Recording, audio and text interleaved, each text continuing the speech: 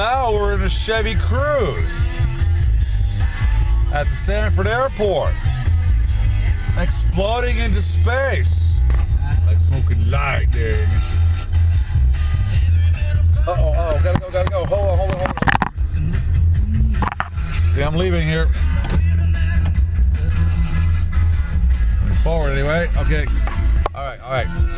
I can do two things at once. I can multitask. It doesn't decrease my IQ too much. Yeah, here at the Sanford Airport. Haven't been here since we shot passenger 57.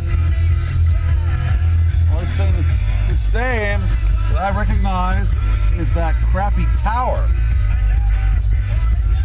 I never want to die, because I'm born to be wild. I guess. Yeah. So now we wait.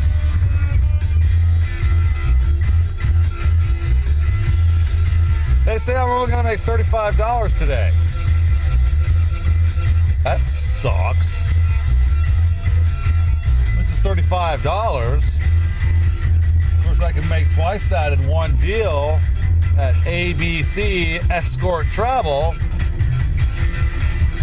sending people to the Casa de las Putas.